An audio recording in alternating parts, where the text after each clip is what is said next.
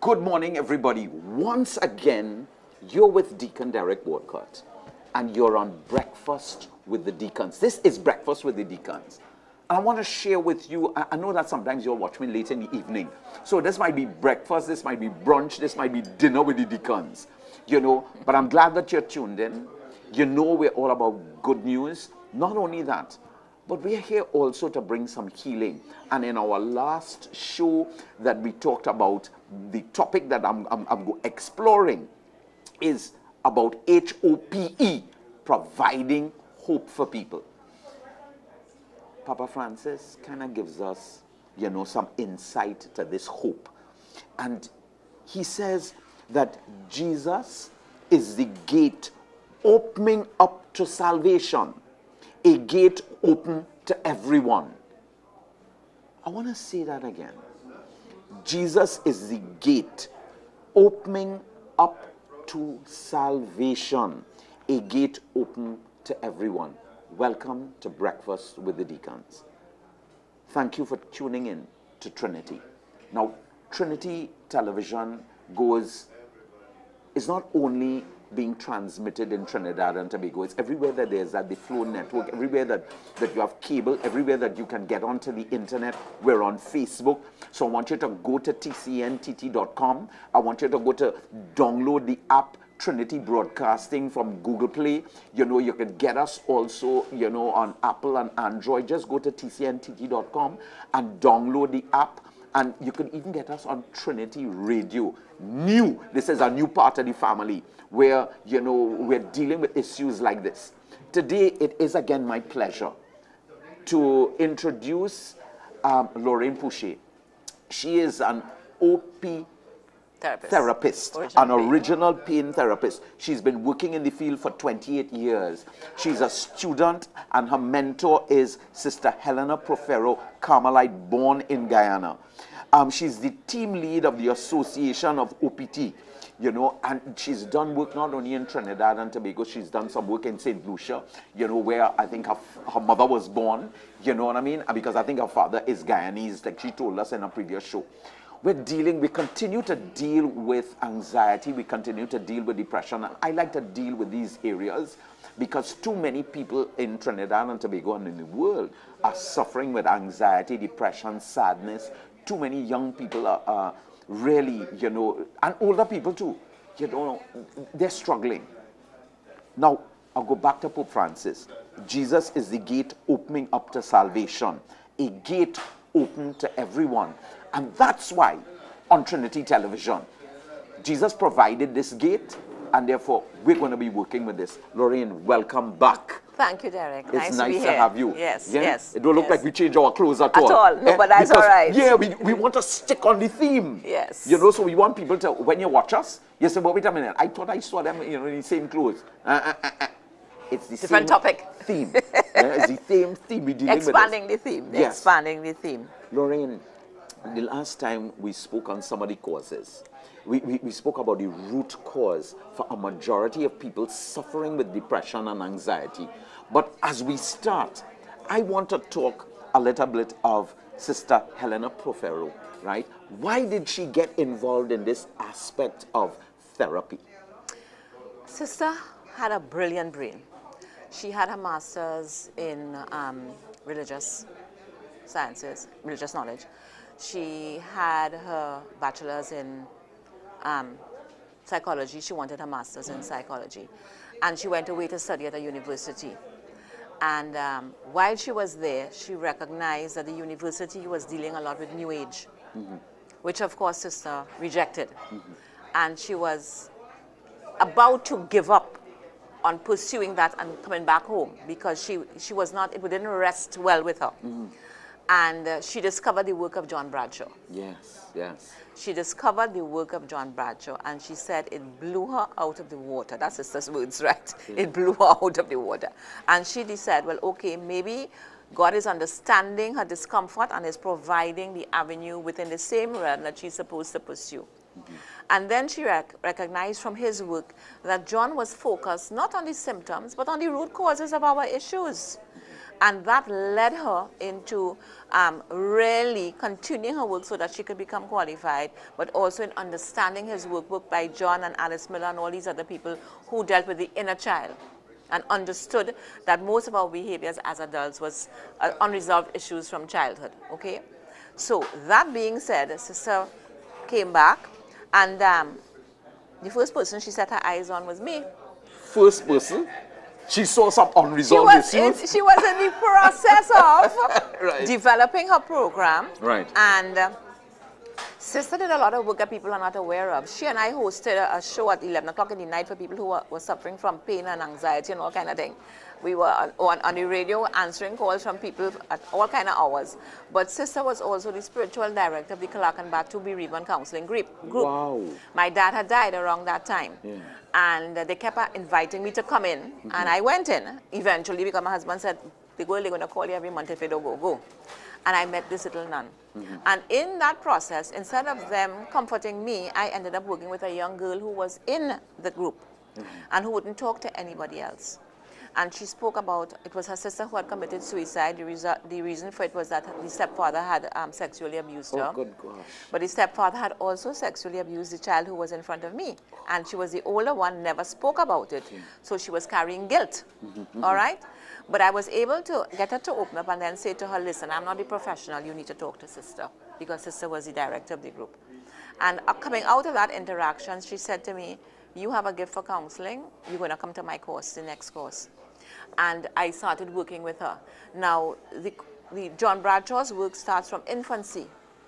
It doesn't start from in the womb, but we recognize, based on research that we started to do, that a lot of the root causes were in the womb. So that first part of the course was sister and I talking to people, interviewing people, doing research inside the brain by Ronald Cotulac, all those things for us to get an understanding of what was happening. And that is how original pain therapy came out. Interesting, John used to call his work original pain therapy. Yeah. Ours was a hybrid. Right. So we had to actually write him and ask You him. wrote him? Of course, we wrote John Bradshaw. And we had to ask him for permission because we were trying to find a name to call our work because it was not essentially totally his. Right. We now had a hybrid of it. Right. And so we had to write him and ask him, please, can we have permission to utilize your work and to continue calling it original pain therapy? And we sent him the work that we had done. And he wrote back and he said, it is my pleasure, I have that letter, to give you all full permission to go ahead and use my work. Yeah. No, you know he was a seminarian. He wanted to become a priest. Of course. No, because I've followed. And he understood that becoming a priest was his continuation of the role that he was playing in the family system as caretaker. Wow. So we ain't reached on that yet. But it's a whole set of issues. Because, and therefore, I got involved with sister. I trained, I went and I got my diploma and so on, and I became an original pain therapist. We have 4 members of the group now. Nicholas Vaza, who you may know is one, Renee Straker is one, and Anna Malkechi Burke is one. So we do have a group that works. We work at Credi. We do the course at Credi. They must do our course. Right. Okay. If they don't have a certificate from us, they can't graduate. Seriously? Seriously. You're still doing this work with them? Of course, yeah. We start in January again. But what about, but I want to throw in something. What about seminarians? Well, we used to do the seminarians. Yes. And then when we did not have the seminary active for a while, that fell off. Okay. And now it has come back on. So I will depend on you because of your close association, which is Archbishop J. Archbishop, I'm rolling on that something. we come in there and do the work with the seminarians because they need to understand, am I in this because it is my calling or am I in this because it is my escape? And you know, Pope Francis, you know, has just come out with some very interesting conversation about seminarians and priests and so on. I want you all to go in and see what he is saying because it's big in the news right now. You know, Uncle Derek sticks to Papa Francis. You know what I mean? So, Jesus is the gate opening up to salvation, a gate open to everyone. And we given all your gate here, you know, Papa, through Jesus, right? But let's go. I want to say something. What about marriages? I want to take you know. We're going to talk about marriages now, but I want to talk about something that is essential because before we can deal with the other partner, we have to deal with ourselves. Okay? And most of us get into this depression and this anxiety and this sadness and so on because we have an emptiness within us. that emptiness, we believe, really starts from the root causes, which could be in the womb or it could be somewhere else too, because there are other issues, but we have found a lot in the womb. And it is as if we are walking around with a hole in our soul. Okay. So just use that imagery, a hole in your soul, which means that you're not complete. There's an emptiness as part of you that is missing. And we try to fill that. And if that part is unconditional love and acceptance from my mother when I was in the womb, oh, that's a powerful thing. Yeah. So we go through life trying to fill that hole. And we try to fill that hole with a lot of external things.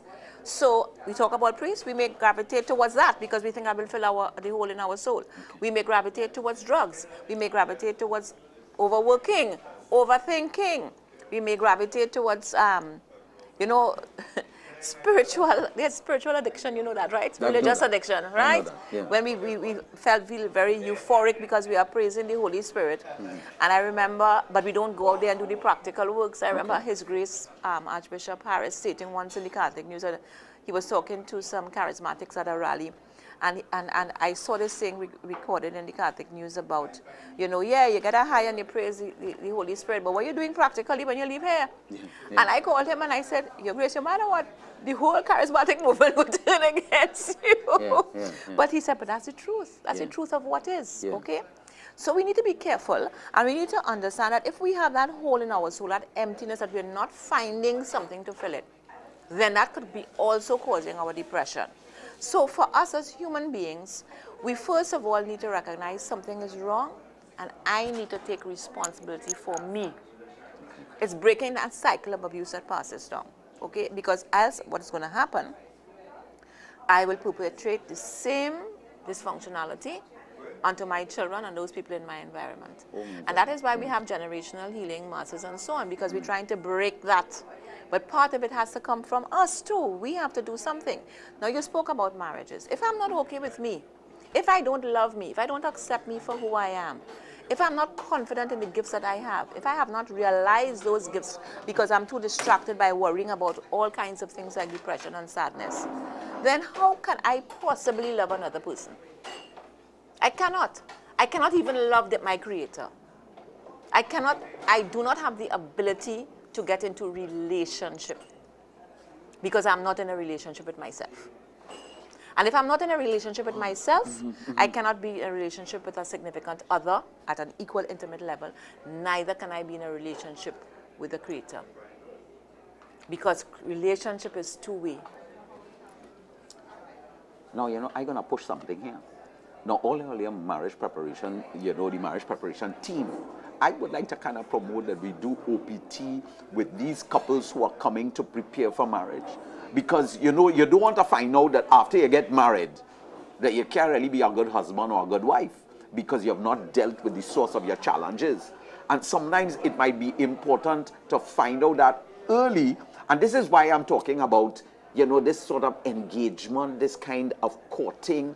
And not only that too, but we have to also deal with who am I before we could even begin to think about loving somebody else. According to Lorraine, who are we? Yeah. Because here what happens.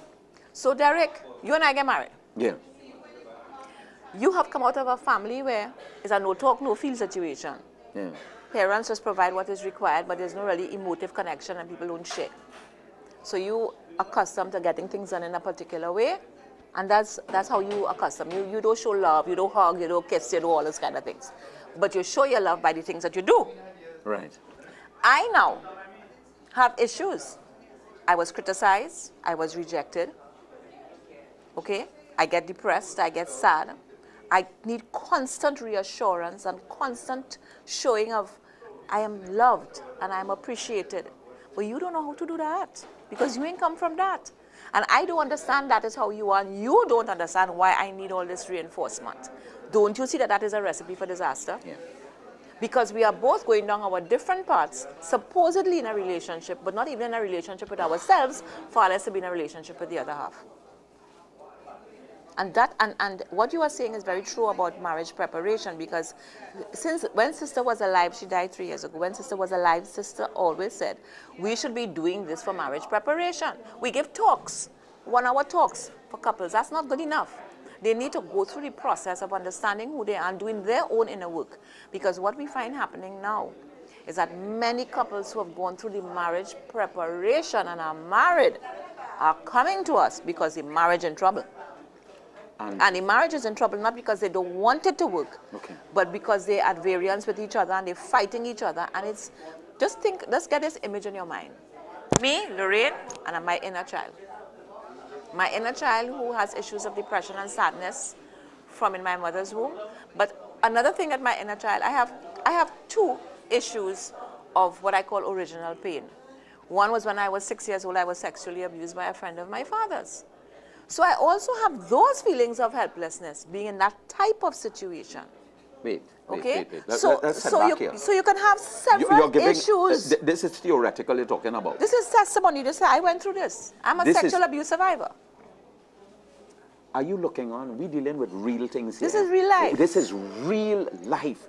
And Deacon Derek here sitting, I mean, I do my own, well, I'm a spiritual director, you know, studying for 2 years with Father Bill Jerima, who's also a clinical psychologist, you know, and coming out of spiritual direction and spiritual journeying and spiritual counseling. We recognize that exactly what Lorraine is talking about. So many of our society today, some of you looking on, have been sexually abused as children. And they need to talk it out. They need men and boys, women. You know, sexually abused, and the trauma that you're experiencing brings on that anxiety, that depression, that sadness, because sometimes, you know, we kind of hide that away. We kind of put that away because we don't even want to think about it and think about our journey. But I want to hush up. Lorraine is on the floor. I want to take you up on something that you said there. Statistics, stats over the years have shown that 1 in 4 women will be sexually abused by the time they hit 18. We have seen it coming down to 1 in 2 or 3. No, Lorraine. Males was 1 in 7. We have seen it come down to 1 in 6, sometimes bordering on 5. And I want to share with you, there was this young man who was in a confirmation class. This is several years ago. And I did the talk with them and so on, and they came to me to be individually assessed and so on. And this young man, when I asked him to draw a picture of how he saw himself, it was half male, half female. So immediately I recognized this child has some, and he's 15, 16, so he has some serious identity problems, which was causing a lot of anxiety within him. And when I did the work with him, what I discovered is that when he was about 7 years old, his uncle had interfered with him in a sexual way. And he had liked it because it was the attention that he was getting that he wasn't getting in the home environment. So he had feelings of guilt that it felt good, but somewhere deep within him was also that feeling that this ain't right. This ain't right. But what it did was confuse him as to what is his exact orientation. And when we dealt with the whole original pain of that and him understanding that that was inappropriate for him at that time and was messing up with his sexuality, okay, he did his work, and I can tell you he's married with 2 kids now. Amen. So a lot of our issues come from our what we have experienced, okay? And if we don't get back to that root cause and work it out and work it through and grieve the loss, because original pain therapy is grief work. We have to grieve the loss of what we did not have that we needed to have. All he needed at 7 was to feel safe, to feel comfortable, for people to love him for who he was and not to mess with him. That's what he needed. He didn't get that. He had a mommy and daddy who were fighting, had no time for him, and an uncle who gave him attention in an inappropriate way. We're dealing with depression, anxiety. We're dealing with some root causes. So can you imagine if he didn't have that intervention, what we would be dealing with now? Yes. In that young man? Yeah. He probably would have been trying girls, boys, all kinds of things, not knowing who he was, lost all over the place, depressed, sad, 42%. 42%. They're showing that 42% of all those who suffer with identification of their own sexuality were abused as children. Put that in your pipe and smoke it. We're not just dealing with what we hear, what we see. These are statistics. Lorraine has been working in this area for over 28 years. Uncle Derek, I don't even want to give you my age. You understand? But I have no problem with that either, because dealing with these issues, you know, dealing with also family challenges, you know, cousins, you know, brothers, aunts, uncles, and them all sharing their experiences. We're talking reality. We're going back to OPT. We got to talk about this. We have a number of shows that we're going to be dealing with original pain therapy, the source of probably the depression, the anxiety, the sadness, how you're feeling, hiding your own selves, putting up these masks, unsure of your sexuality, unsure of your marriages, unsure of your vocations. We want to deal with this. You're watching Breakfast with the Deacons. We're going to be doing some shows. Look on. And we want to tell them that we're going to be dealing with and setting up our own Northern Vicariate place Support where you can group. get, and you can support group. For We wanna let depression you know, and anxiety. Sharon talked about South is ready. She talked about the Central Vicariate. They have a team. We want to talk to you about those in the North. And let us aim to start this in January, because there are just too many people outside there who are really, really hurting and really in pain. Schools, you're watching it. Yeah. Right? We need to be able to do talks to schools. We need to be able to reach out to a lot of our young people. And don't tell me about adolescents. We have to start talking to these kids when they're in SEA, because the pressure that we put on our kids in SEA is unbelievable. Children are cutting younger and younger, and it's because of the stress levels that they're experiencing at those ages. No, but you know, you spoke about this young man who wasn't getting attention from daddy and mommy. You know, right now, the attention is being gotten from this. Oh, that's a whole program. You know what I mean? This is what, no, I'm not knocking Peppa Pig. You know, I'm not talking about all the, but we have children whose parents, in terms of that whole emotional now. Derek, this is the phone. Mommy is waiting to go into somewhere. She has a little 6-month-old with her or 8-month-old with her. He or she is crying. She turns it on and she gives it to him to look at it, to occupy him and distract him. What she does not know is that little one's brain is still being wired. And that is affecting the wiring of the brain. And that child is now becoming addicted to that. But you have some children who can't go to sleep without that, you know. Exactly. And they have some children who will attack their parents because they take it from them. So it is addictive, but it also is messing with the way the brain functions and their ability to achieve. Because once we have an addictive type of behavior, we have a whole 24 hours in a day. You know what the research is showing? That we as adults, we check our phones 300 times a day. Let us end with that, and we can talk about this next time. Breakfast with the Deacons. We still have some more time, you know, so we will not talk about this, but you realize what we're trying to do. We're trying to go back to some of the root causes. Some of you modern parents, what are you doing in terms of what kind of nest are you building? What kind of child are you forming? Are we going to be seeing your child in the next year, 2, 3 years, or maybe even less than that, suffering with depression, suffering with anxiety, because we didn't have that isolation, emotional connection? We're dealing with root causes here.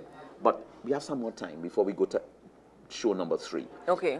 Let's go back to that womb, because you were talking about, you know, the last time the serotonin, you were talking about things like that. We're talking about the root causes from in the womb. We're hearing now that the child, sometimes, I remember last show you talked about the child who was aborting itself because they recognize, you know what I mean, that I'm not loved. My mother rejects me. She might be rejecting me because of her own career, or daddy might be rejecting me. So I want to focus on daddy, because we spoke about mother a lot. What about the mother not getting that support? Because what we were saying is that, yeah, daddies come and daddies are connected, and sometimes we feel that they're only there after birth. But what you're saying is before. Before is critical, because you see what happens is that I have 4 kids. And thank God, my husband was one of those men that be walking down Frederick Street and he rubbing my belly and I feeling embarrassed and he's seen as my child, you know. But the child knows from that interaction, hey, daddy is part of this thing, daddy loves me too. And what you find happening is that most women are carrying the babies for the 9 months as if they alone having this child. You know, daddy working, he bringing home the money, but he not really talking to that baby. He's not really connecting to that baby. How important is that? Critical. Because you remember, we humans learn from the role modeling in our environment.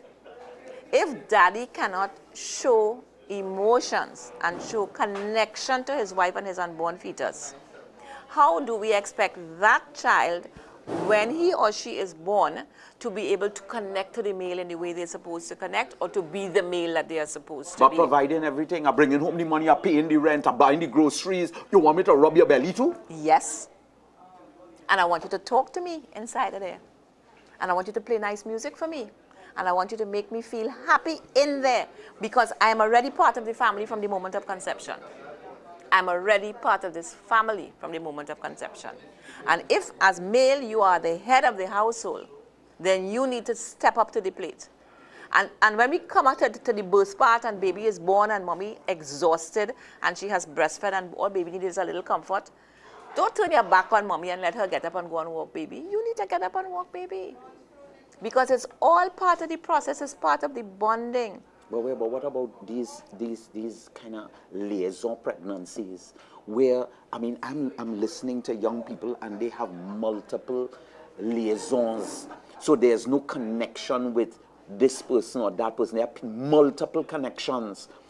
And then you might have multiple pregnancies, because I have brothers and sisters coming to me and they say, well, yeah, my father, or I have a brother the same age like me, you know. Or I have a sister the same age like... Well, the one that was the most the most amazing one was a young woman in one of our groups. When I asked them to do their genogram, she had 50 brothers and sisters and she couldn't count the rest. All right? Father was deceased, killed in a ex-soldier, killed in a traumatic way, but had women all over the place. Obviously, he had some serious issues which were never dealt with. So there you have all these women who have more than 1, 2, 3, 4, 5, 6 children for all different men. The fathers are not around. Do we understand why we have a problem in our society? We are trying to deal with crime from the wrong end. We are trying to deal with crime to incarcerate, to catch.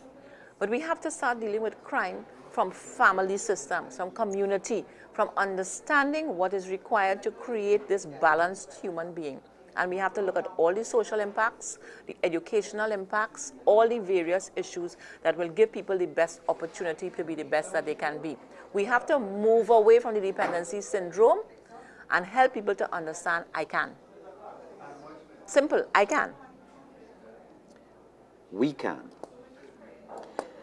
You're looking on Breakfast with the Deacons. We're talking about depression, we're talking about anxiety, but we're also talking about where does this thing come from? And, you know, we go all the way back to your DNAs, your father and your mother, what they bring into the relationship. We're talking about conception in the womb. Did you feel loved? Right now, I want you to go back into the womb. Now, we're going to talk about, right now, I know that we're going to be starting in January. Yeah. But if there is somebody right now, Lorraine, who needs help right now, watching the show, they've recognized, hey, I am a symptom. I was conceived in this way. I felt that sadness.